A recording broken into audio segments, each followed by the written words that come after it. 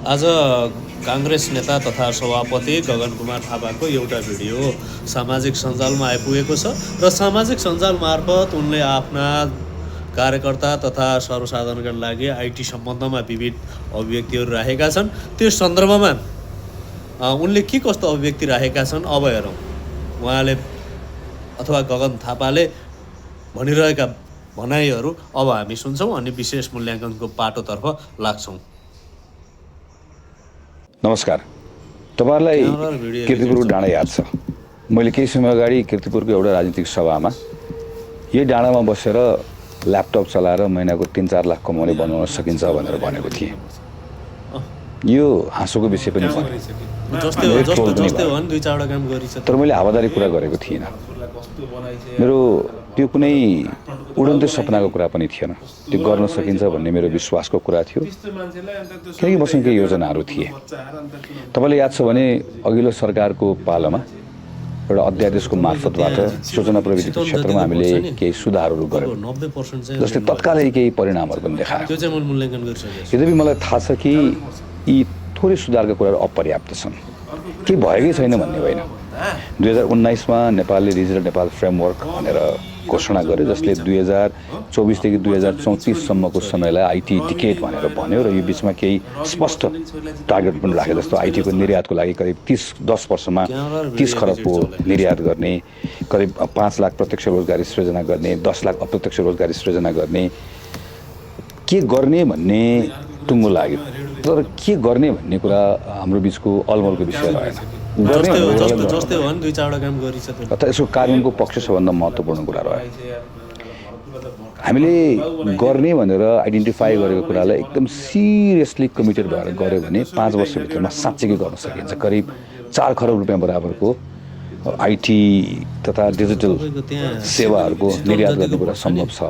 2 लाख भन्दा बढी प्रत्यक्ष रोजगारी सृजना हुन सक्ने अवस्था छ। करिब 200 भन्दा बढी नेपाली आइटी कम्पनी नेपालभन्दा बाहिर विस्तारित हुन सक्छन् भने कम्तीमा पनि 3 देखि 5 वटा आइटी कम्पनी धितोपत्र बजारमा सूचीकृत हुन सक्ने अवस्था 5 वर्षभित्र अहिलेको हाम्रो आधारहरू हामीले काम गर्यौँ भने मजाले हुन सक्ने अवस्था छ।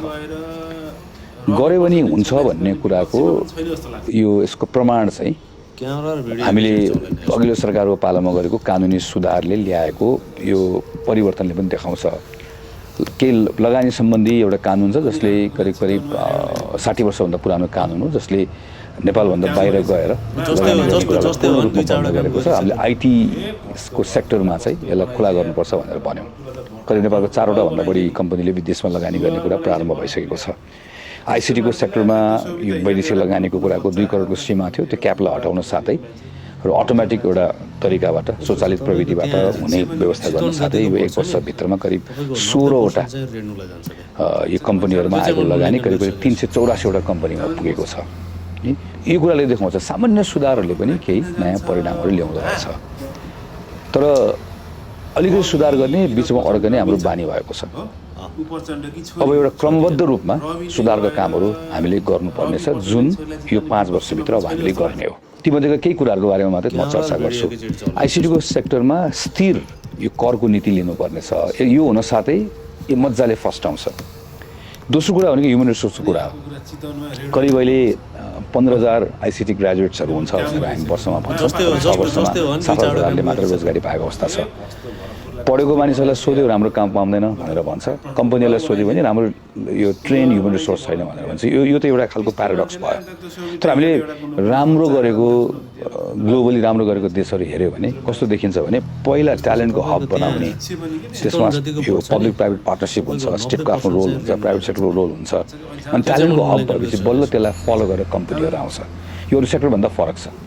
हामीले पहिला नै हामीहरू कतिवटा कम्पनी छ त्यसको लागि मात्र पुग्ने ग्रेजुएट्सहरू उत्पादन गर्छौँ भनेर भन्यो भनेदेखि पनि त्यो झन् सुक्दै जान्छ, बढ्दैन। हाम्रो ह्युमन रिसोर्सको प्लानिङ कसरी सोच्नुपर्ने छ। तेस्रो भनेको अब हामी फ्रिल्यान्सिङबाट प्रडक्टतिर जानुपर्ने छ। यो फ्रिल्यान्सिङ र बिपिओमै अड्केर हामी बसेर हुँदैन। यो भ्यालु पिरामिडमा यो तल्लो तहको यसले जति दिनु पर्यो त्यो हामीले एक प्रकारले दिइसक्यो। डिजिटल प्रडक्ट्सहरू नै यहीमा अब यसलाई हामीले बनाउने, यसलाई हामीले एक्सपोर्ट गर्ने यो कुराहरूको सन्दर्भमा के कामहरू भएको छ। तर यसको व्यापक रूपमा गभर्नेन्सको सेक्टरमा, एग्रिकल्चर, हेल्थ, एजुकेसन, सर्भिसहरू थुप्रै सेक्टर्सहरूमा यसबाट हामी सुरुवात गर्न सक्छौँ। तर यसको लागि पहिला नेपालले आफैले टन्न प्रडक्ट्सहरू किन्नुपर्छ, यसको प्रयोग गर्नुपर्छ, किनकि घरभित्रै यो कुरा सफल भएपछि बल्ल विश्व बजारमा हामीहरू सफल हुन सक्ने अवस्था हुन्छ। यसको लागि पनि जनशक्ति चाहिन्छ। तलैबाट हामीले तयार गर्नुपर्ने छ। स्टेमको एजुकेसनमा एकदम व्यापक लगानी गर्नुपर्ने छ। एआई रेडी ह्युमन रिसोर्सहरू हामीले तयार गर्दै जानुपर्ने छ। कतिपय चाहिँ अपस्किलिङ हामीले गर्नुपर्ने छ। आरएनडीको यो सेक्टरमा चाहिँ 100% कर छुटको नीति हामीले लिनुपर्ने छ।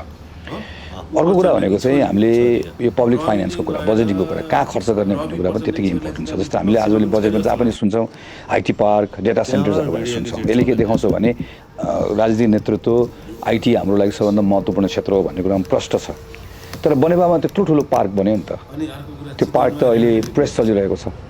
पार्क भनेको भवनको कुरा होइन, खास हामीले चाहिने इकोसिस्टम। त्यसैले हामीले सोच्नुपर्ने भनेको चाहिँ इन्डियामा जस्तो यो software technology park of India भनेर जुन भन्छ, यस्तो खालको मोडल जहाँ चाहिँ यो भवन होइन, भवन त एउटा सामान्य कुरा हो, यो पूर्ण डिजिटल इकोसिस्टम तयार गर्ने कुरा हो। यो तरिकाबाट हाम्रो सेन्ट्रल गभर्मेन्ट, प्रोभिन्सियल गभर्मेन्ट, लोकल गभर्मेन्टहरूको पार्टनरसिपमा हामीले सोच्नुपर्छ, जहाँ चाहिँ मेन्टरसिपको कुरा, सिड फन्डिङको कुरा, टुल्सको कुरा, यो सिङ्गल विन्डो सिस्टमबाट एकै ठाउँ लिएर आएर इकोसिस्टम बनाएर चलाउने कुरा अर्को हाम्रो प्रायोरिटीमा पार्नुपर्ने छ। अर्को विषय भनेको लिगल रिफर्मको विषय पनि हो। 2 लाखभन्दा बढी यो गिग वर्कर्सहरूको लागि चाहिँ हामीले उनीहरूको प्रोटेक्सन कसरी गर्ने, स्पष्ट कानुनी हैसियत चाहिन्छ। त्यसै गरिकन हाम्रो लेबर एक्टहरूमा पनि रिफर्म गरेर खास गरिकन चाहिँ यो प्लेटफर्म बेस्ड काम गर्ने मान्छेहरूलाई सोसियल सेक्युरिटीमा कसरी यसलाई हामीले आबद्ध गर्ने, यो पनि हामीले सोच्नुपर्ने छ। अर्को विषय भनेको हामीले ग्रिन एनर्जीको एडभान्टेज कसरी लिने, हाइड्रो पावरको प्रयोग गर्ने कुराहरूको सन्दर्भमा अहिले ग्लोबली हामी के देख्छौँ भने ग्रिन डेटा सेन्टर्सको कुरा छ। एआई, क्लाउड, ब्लकचेन जस्तो जति पनि यो एनर्जी इन्टेन्सिभ सेवाहरू छ, यसको लागि चाहिँ हामीहरूले हाम्रो आफ्नो हरित यो ऊर्जा सञ्चालन गरेर हामीले कसरी प्रयोग गर्ने, तर यसको लागि इन्सेन्टिभाइज कसरी गर्ने, यो पनि हाम्रो अर्को नीति बनाएर यस्तो हामीले कानुनमा लिएर जाने हो।